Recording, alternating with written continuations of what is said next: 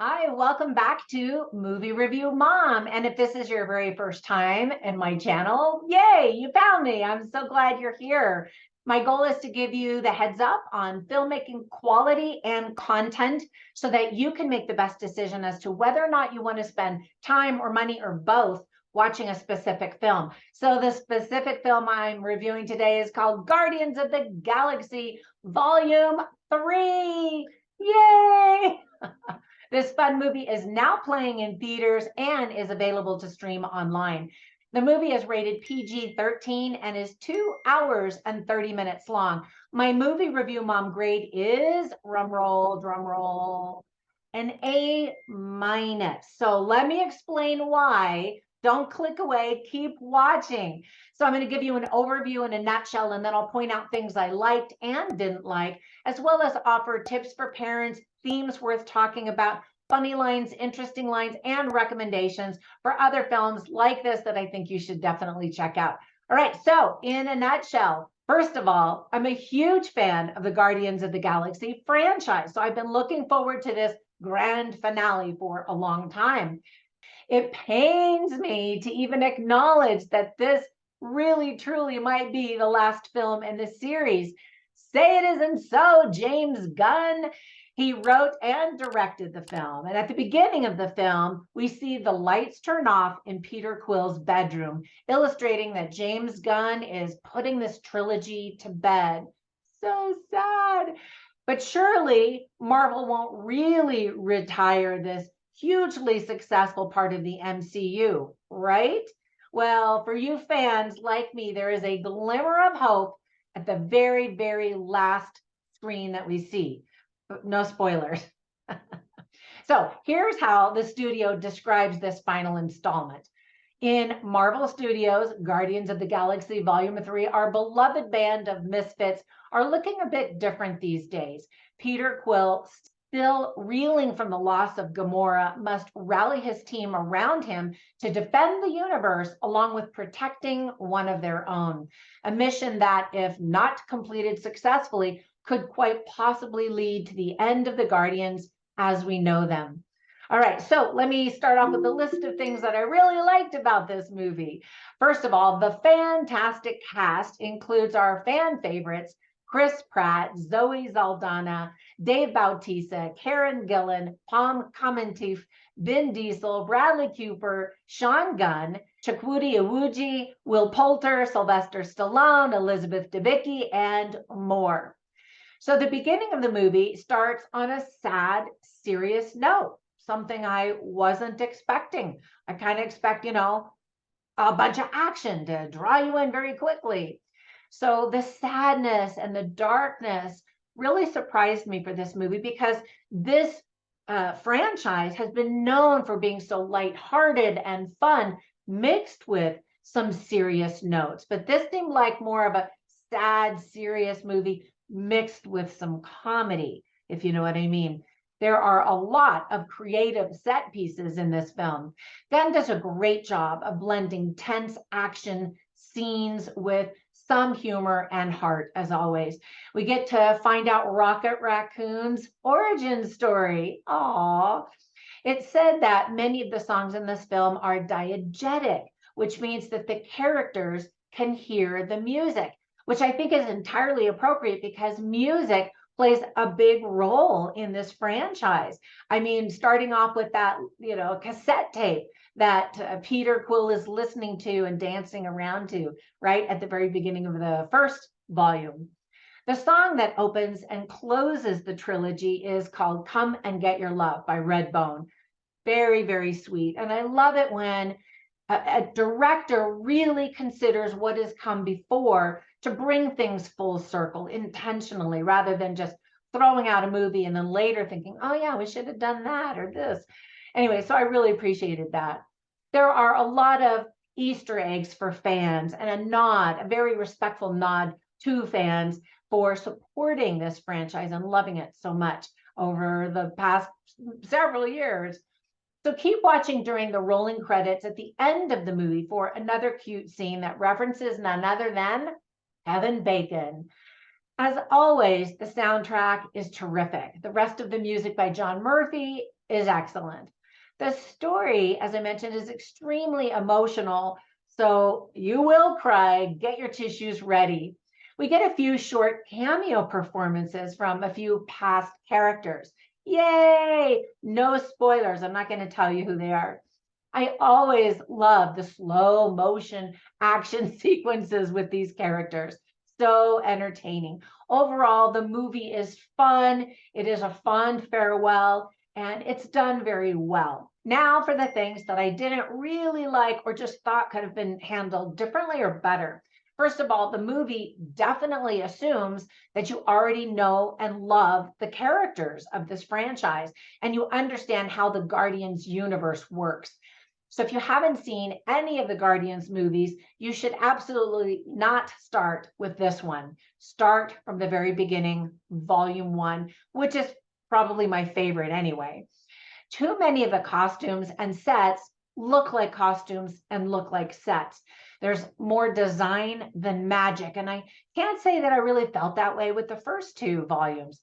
In fact, this movie sets a new record for the most prosthetics, 23,000 of them used on over 1,000 actors. I wish the voice of Cosmo, the space dog, were different. It sounds too much like Mantis's character on occasion. The female voice by Maria Bakalova was used to pay tribute to Laika, the Russian dog, who was one of the very first animals in space and was a female dog. And I get that. That's great. Whatever. The gender of the dog just changed from the prior movie. So whatever. Anyway, and speaking of that, there are way too many characters to keep track of in this final installment. One thing I didn't like especially was that there's so much yelling and anger and angst. These characters going through very difficult times, but unlike the first 2 movies, as they're facing all of these incredible challenges and dangerous, perilous situations, they were always yelling out snappy retorts and funny things, to keep it light. And in this movie, they're just angry and yelling, and you're just like, oh, you're supposed to love each other. The movie is a bit messy with some tonal changes. As I mentioned, it's dark, and then there'll be some comedy, and you're like, oh, now we're back. There we go. And then it goes back to dark and sad and dreary, and you're just like, ah. There are also a lot of flashbacks that might confuse the timeline for some viewers. Ultimately, I just wanted more because I'm such a huge fan of this franchise. I really wanted to be blown away, but I wasn't. Were you? I know I've seen some reviews already online posted saying, best MCU movie ever. And I disagreed. Best Guardians movie ever. And I disagreed. And so I think I need to see the movie again and just experience it and feel it again. And often when I do, I'm like, oh, okay, I really did like it better than my first impression. So you're just getting my first impressions. Now, let me give you some tips for parents, because if kids have followed along with you watching this franchise, they are going to want to see it too. So there is some profanity and crude conversations, including an F-bomb. We don't need that. We just don't. There's a lot of violence, of course. People and creatures die, lots of destruction. And I don't know that there's a super scary villain like there have been in a lot of other MCU movies. There's just a bad guy, kind of. And so at least there's not that. And I'm trying to think if there were any super scary images, just again, lots of the fighting and destruction and that kind of stuff. So some of the themes that the movie illustrated very well are family and friendship, loyalty, love and loss, purpose, the value of a life, and compassion. So I always like to write down funny lines and interesting lines just so I can share them with you and give you a taste of the movie, the script and the dialogue quality and that kind of stuff.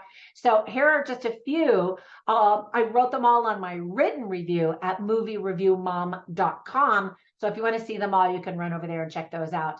And so here's a funny line spoken by Mantis, who of course is played by Pom Clementif, and there's a scary creature, and she starts screaming, and she says, "Oh, I was screaming at something behind you, not you. You're really cool." And then Peter Quill at one point, actually several points, says, "It's not a trap, it's a face-off." And that line reminded me of the movie Face Off, where faces come off. Little spoiler there. And I don't know why I'm saying that that's a funny line, but an interesting line, I guess. And then Peter Quill does something and everybody's like, "Oh," and then he's like, "Did that look cool?" Because as reflecting back from the very first movie, he's so wanting to be cool, right? And then some interesting lines are ones that get us to really think. For example, several are spoken by the High Evolutionary, who's the villain in this movie. He's played by Chukwudi Iwuji. And I apologize, Chuck, if I mispronounced your name, which I probably did. But anyway, he reminded me a lot of Thanos, and how Thanos had this view of perfecting the universe and controlling the universe. And it was a warped perspective, because he was willing to kill millions and millions of people and creatures in order to have it just be so. And so this High Evolutionary is very similar. And he says, "I'm not trying to conquer the universe, I'm perfecting it." Another point, he says, "I wanted to make things perfect." Okay, delete the word and then that long pause. There's a sweet line that Nebula says to Drax. And remember, he lost his family, and something happens, no spoilers. And she says, "You weren't born to be a destroyer. You were born to be a dad." And we see him just kind of destroying things and being goofy and just laughing all the time. And yet he has a deep heart, a very kind heart. And so I thought that that was a sweet line. And then later, Drax says to somebody, "Everyone deserves a second chance." And then I don't want to say who, but somebody says to Peter Quill, "Use your heart, boy." And I loved that moment. It just made me go. So again, no spoilers, but look out for that one. All right, so I don't want to give you more spoilers, so there's a lot I can't say, but please comment down below and let me know if you thought this was everything and more you hoped it to be, or if you're kind of maybe in my camp where you were like, "I just wanted it to be more and bigger and better." Anyway, before I go, let me give you some recommendations for other movies, and they're pretty simple. If you haven't seen any of the other Guardians of the Galaxy, I'm simply going to invite you to start off with Guardians of the Galaxy Volume 1, and then watch Volume 2, and then come back and watch this one. All right, that is it for my review. I hope that this review is helpful, and I hope that you'll come back and watch my other reviews. Thank you so much for your support. I truly appreciate it. And when you get a minute, run over to Instagram. You can find me at Movie Review Mom there, as well as my author Instagram page, which is Trina Boice.